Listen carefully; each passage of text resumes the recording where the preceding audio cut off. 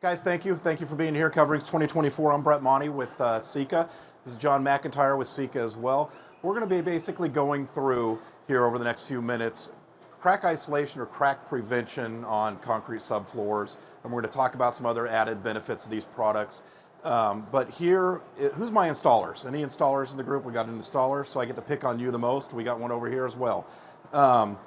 So crack isolation is one of those things where it's an insurance. My father was a commercial tile contractor for almost 60 years. And old school guy, old school way of thinking, where duct tape fixed everything. And he also had the additive, this slab's more than 30 years old, it's not cracking anymore. Well, Dad, you couldn't have been more wrong. Slabs are always moving. Slabs are something that, or that substrate, that concrete substrate, they're always moving. Even if they've got a hairline crack in it, they're going to continue to move. So how do we treat that to where that crack does not telegraph through that tile installation? I'm sure we've all walked around over our lifetimes. We're in the tile business. We all walk with our heads down. I do. I found a lot of coins and dollar bills that way, especially in Vegas. But we walk with our heads down. We're looking at that floor. We're looking to see. We see the cracks. We see areas where you can almost tell and follow a line in an installation to where you can almost guarantee you pull the tiles up, there's going to be a crack there. There was no membrane to protect it. It transferred through, and now you got an unsightly installation. So crack isolation membranes are made to prevent that. There's also, with these particular products, the Sika Tile 200 fracture guard, there's some other applications that we're going to talk about near the end that this product can be used for that are pretty unique, pretty cool, to say the least. So when we go through this today, we're basically going to kind of hit these subjects, understanding the fundamentals of a crack isolation membrane, reviewing appropriate substrates where these can be used, and just kind of dispel at the very end some crack isolation things that are out there. And that's kind of where I do get a lot of questions at the very end of it. But we have been doing this a long time. Crack isolation membranes or membranes in general is where we kind of cut our teeth into the tile industry. So let's get started here. So we've got a faux, if you want to do an overhead shot real quick for me. We've got a faux crack in a slab here that we're looking at. I kind of made it with a little Makita yesterday to give me a crack. Is with a liquid applied membrane, we actually need to treat that crack prior to putting a membrane down on top of it. And that is, there's a couple of ways to do it. Our directions will tell you to take the actual fracture guard itself. You can take a little putty trowel or a margin trowel or the flat side of a trowel, and you're just going to key it into that crack so that way you do get the membrane into that crack. We want to let that dry, then we're going to go back over it with the membrane. We are doing the Reader's Digest version here today, so we're not going to let it dry. We're going to go through the application and then go right into the actual crack isolation part of it, the application. So as you can see, John put it down. He's going to smear it into it. The reason we want to fill that crack that's in that joint is because if we put a liquid applied membrane on there and we did not treat the crack, what's going to happen is that liquid's going to go into it, and as it cures, it's going to almost create a crease. It's like taking a piece of paper, folding it in half, making a crease, grab 2 ends, where's it going to tear the easiest? Right where that crease is. So we're kind of fixing this, filling that so that way the membrane doesn't pour into it and then dry with that crease there. So that way we now have a crack isolation membrane over it. So John kind of filled the crack. We would typically let it dry. You can also use a urethane sealant to fill it. We don't want to use cementitious products to fill it. We want something that's going to be elastomeric inside of that crack to move with it. So we fill the crack. That dries. Now we come back over it with a membrane. Now with the membrane, the one question we get a lot is, how is this applied? How does this go down? This goes down with either a roller.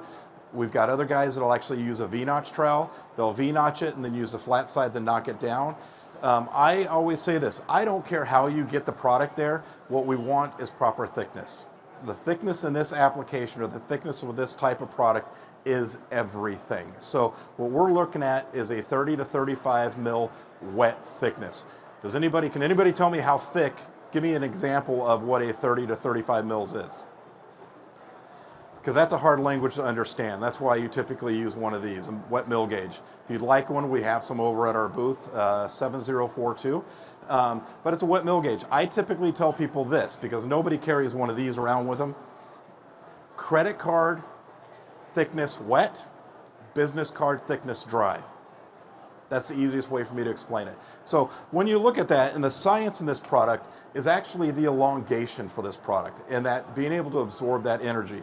If we want to go back to the slides, this is the example I use a lot. So I used to live in Southern California. Who's been through earthquakes? Not many. I know Tim has. Is earthquakes, in a sense, kind of translate them over to that substrate, that concrete substrate. An earthquake is two tectonic plates rubbing against each other. They move, they disperse energy out and up. That is no different than a crack in a slab or a crack that's about to be in a slab. It's energy. So the thickness of this product actually absorbs that energy and disperses it out underneath it. That's why it's so important for that thickness. It's 80 square feet a gallon. There are 3.5 gallon buckets. We also have gallon buckets in this. But that thickness is what's so important for this application to work. Otherwise, you're just painting the surface yellow. So John's put it down. So, what's that? This is painted down and this is correct. Okay, so you can see the painted here and then the thickness here. We'll go to an overhead shot in just a moment. We got it there. You can actually, I don't know if you guys can see it there, but this is actually the proper thickness here. And this is where it's painted down onto the surface. Really, that's done nothing, and you're kind of just wasting your money at that point in time. So thickness is everything. Now, one of the really cool things about this product, we will warranty up to 1/8 inch in-plane movement. Everybody understand what in-plane and out-of-plane is? In-plane movement's going to be this way or this way. Out-of-plane's this way. There's absolutely nothing on the market that can fix out-of-plane. Now, I will tell you this. If you have an out-of-plane crack, one side higher than the other, if you grind that one side down, is it still considered out-of-plane, Fred? It is still considered out-of-plane. Always considered out. That is an out-of-plane crack, even if you grind one side down, because that's basically, in all easy terms, is there's a structural issue there. There's something going on with that slab where one side of it's cracked and one side's settling down, and it could keep going even though you may have ground it down and flattened it on top. So that is still considered an out-of-plane crack. That needs to be treated with somebody outside of our business. That's typically structural engineer, the concrete guy is going in and taking a look at that. So when I talk about this is what I talk about. That energy that's being dispersed in an earthquake is really no different than the energy being dispersed within your slab. Okay, so we've got the proper thickness up here. This would dry, and this would basically go down. You're going to put your tile directly on top of it. Modified, unmodified thin sets, it really doesn't matter. We want you to use high modifications. When we talk about modification for mortars, I'm going to kind of do a little sidebar on mortars and picking mortars. Knowing where that job is being installed and the type of tile that's being installed really makes the choice for you of what type of mortar you're going to be using. A highly modified thin set is going to have more thermal expansion contraction. We'll use Florida, Arizona, a lot of the hot states, what we call underneath the smile states, is when you have that heat, you have that thermal expansion contraction, a highly modified mortar is going to be expand and contract within that thermal proposition or that thermal happening that's going on with that. So we've got this applied. We're going to do peel and stick here in just a moment, but I do want to hit a couple of points here. Oops. So when we've got these, again, I talked about in-plane and out-of-plane, is crack isolation membranes isolates and bridge movement and cracks in the substrate. That is what they're supposed to do. Now the questions I get a lot on this, and we'll talk about it again at the end, is can you use this product, or could you or should you use this product over a saw cut or soft joint? The answer to that is absolutely not. They'll still need to be treated per TCNA EJ 171. Can you use this over an expansion joint? Double absolutely not. An expansion joint still needs to carry through the entire tile installation. You can cover the expansion joint with this, you can bridge over it, but the grout joint and the tile joint still needs to follow either the saw cut or that expansion joint. Now, one of the neat things with the Fracture Guard product that we're talked about is, let me kind of jump here. This product can actually be used in some other applications as well. We've got a lot of installations where installers are doing applications over lightweight concrete. You got multifamily housing, you got a lot of lightweight concrete going out there. We actually work in conjunction with Maxon. Maxon's one of the companies that makes a lot of the lightweight concretes out there, or the gypcretes, is the 101 overspray. We can actually offer a 10-year warranty with a 101 overspray going down as the primer first, and then the fracture guard right over the top of that. 10-year warranty, tile all day long right over the top of those. So if you've ever tiled over gypcrete, it's impossible without some type of primer or membrane there. The other thing that's neat with the fracture guard, anybody think that product can go over OSB or exterior grade plywood? All day long, all day long. So what does that do for you? At that point in time, it does not work as a crack isolation membrane, it's giving you a bondable surface. So what would you normally use? I'm going to go to the contractor here.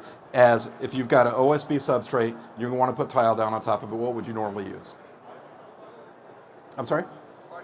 Hardy backer, a CBU. We won't name cementitious backer unit. One of those. Some people will go with uncoupling mats, but this particular product here will actually go directly over that OSB. Now, what does that do for you? That actually does not raise the height. It's only the thickness of a business card once it's dry. Gives you that bondable surface. And I'll tell you this: that bucket right there, that 3.5 gallon bucket, will do 280 square feet. Imagine carrying 280 square feet of cement board up a flight of stairs or into a job site. All I need with this is I need something to seal that joints, which I'm going to use that product. I'm going to come in. You're basically, what I'm talking about, the joints is you got 4x8 sheets, tongue and groove. Typically, you're going to have a joint there. You're going to fill it with the product. You're going to come back. You're going to put the fracture guard right over the top of it. You're going to tile on top of that. So now I've got a bondable surface. But also, too, even though this is not considered a waterproofing membrane, what it will do is once it's dry, it will not allow water to penetrate through it. So it also protects your floor. How many tear outs have the installers done, have you guys done, where something was in that bathroom that didn't have anything protecting that wood subfloor, and where that shower door always opens, you got water that just kind of comes out with you when you get out of the shower, destroys that wood underneath it. This will actually protect that wood. So it is a bondable surface without raising the height of your installation. So there's actually some really super advantages. We've done millions of square feet with this over wood substrates. The only requirements that we're asking is the floor meet deflection values. Does everybody understand deflection values? I think I've got something up here. No? Maybe not yet. So it's deflection value, where that L over 360, you know, as a contractor, or any of you have ever seen a contractor walk into the house, what do we all have? Twinkle toes. We walk in doing that, right? We're feeling that floor to see if there's any type of give between that. L over 360 is a math equation for that deflection, just to give you guys an idea, or a math equation on this. 16 on center, the allowable deflection in that is roughly around a 1/16 of an inch. Okay, L over 720 is for natural stone. L over 720 is down to a 32nd. So it's really no movement on that. That same requirement, not only for my fracture guard, also applies to the other company that you mentioned. Any cementitious backer unit uncoupling mats, deflection values have to be met prior to all of those products being used. None of them will actually help with deflection. There's only two ways, really, just a couple of ways that you can actually fix deflection. That's either going up underneath between the joists and blocking it, or adding another layer of plywood on top of it. Sometimes you can float with a wire reinforcing, that will help, but that's going to add a lot of weight to your actual joists in general, whether they're deemed acceptable for that type of weight or not. So with that understanding on the fracture guard, any questions on the liquid applied? Any questions on that? Okay, so we're going to basically move over to peel and stick. P&S, peel and stick. It's pretty simple as it says. You prime it. John already primed the substrate for us. You peel it, you stick it. It's instantaneously. It's a butadiene type of product. John's already got one pre-cut here. We let the primer dry. Typically, we'll let it tack up a little bit. That's already dry going over this board. Yeah, so typically it's about 30 minutes. We're going to peel it. We're going to stick it down. We want to make sure that we have no humps in it. We have anything like that. The difference with this product is this will actually warranty up to 3/8 of an inch in plane movement. So still out of planes out of the pocket. We're not doing out of plane, but it is 3/8 inch in plane movement. My theory, though, on a substrate that has a 3/8 inch size crack in it is massive. There's bigger issues than a crack in your substrate. but this will go up to 3/8. Same rules apply. This is not made to bridge over saw cuts or soft joints or expansion joints. Is it still wet? Yeah, still a little tacky. It's not wanting to stick real well. Got it?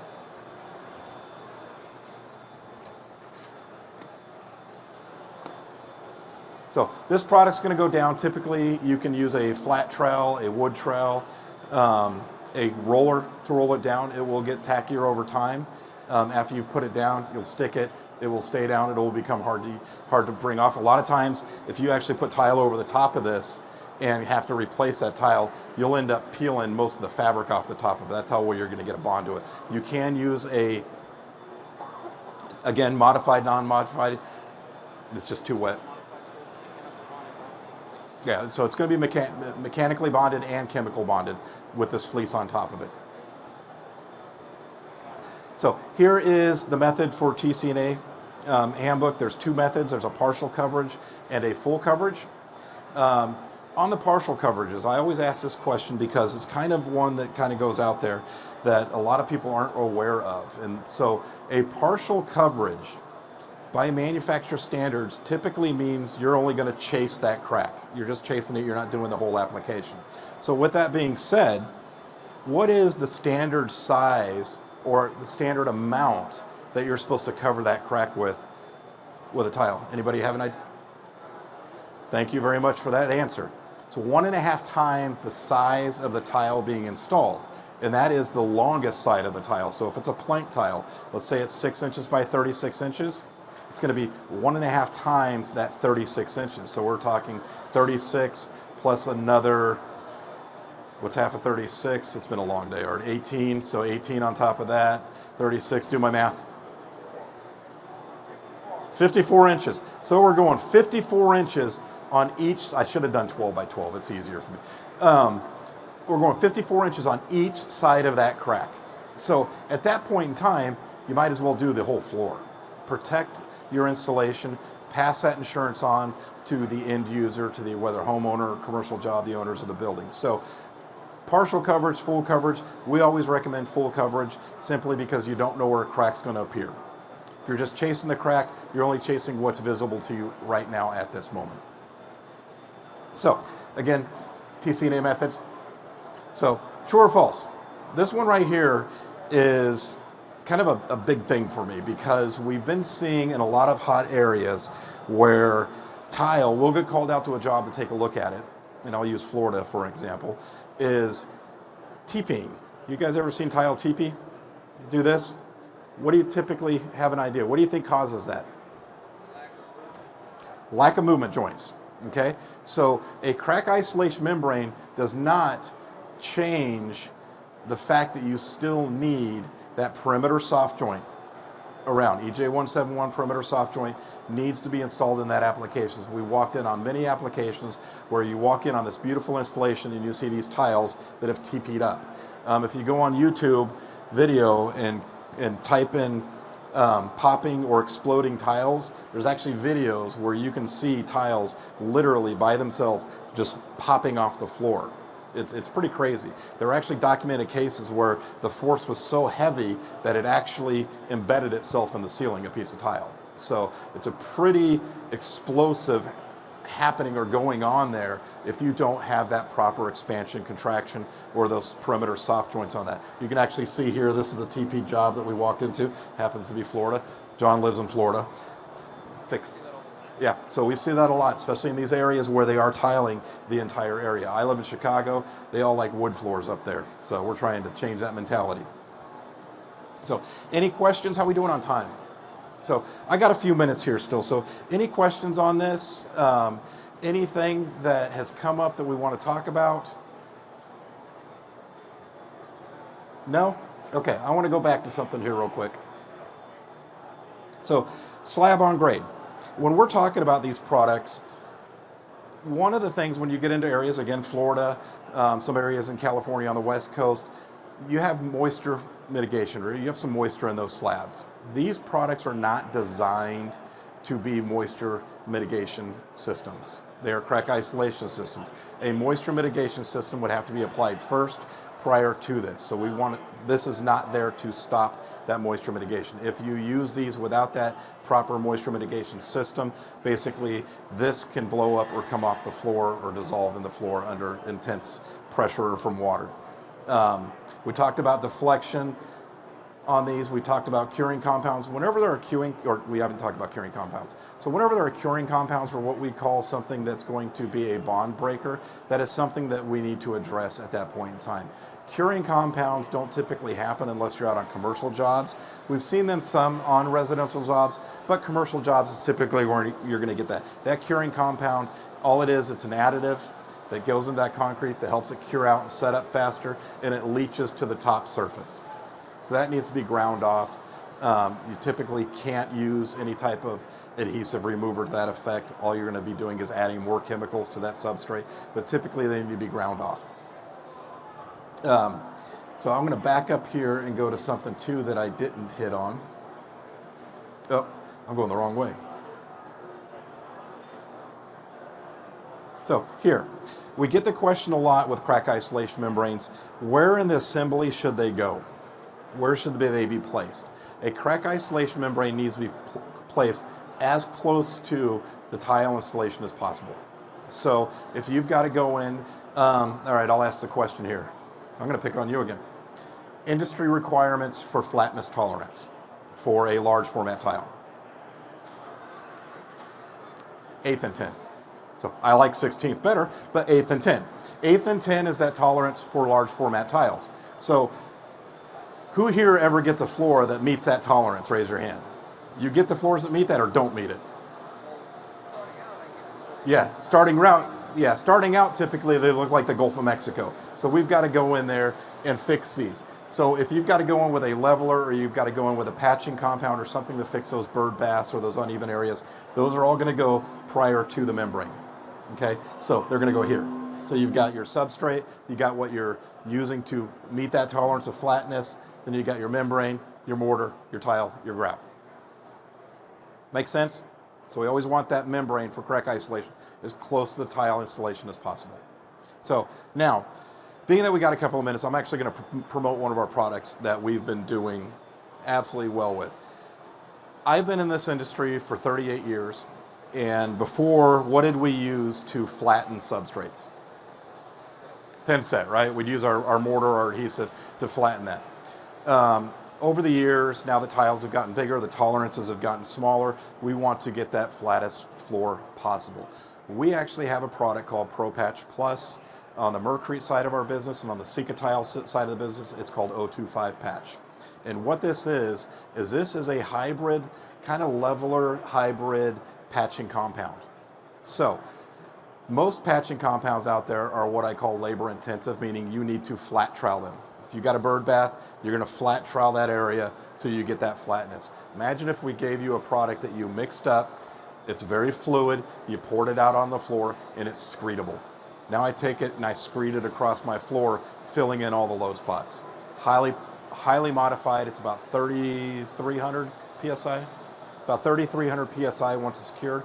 Dry is fairly quick, depends on the ambient temperature and the surface and how thick you're going, but it is a super easy product to install and use. I'll tell you this much, since we've really put a big push into this product over the last 2 years, we've increased this product sales over 400%. It's going off like gangbusters, especially in the markets where concrete's being used, because it's so easy to use and it's so affordable. So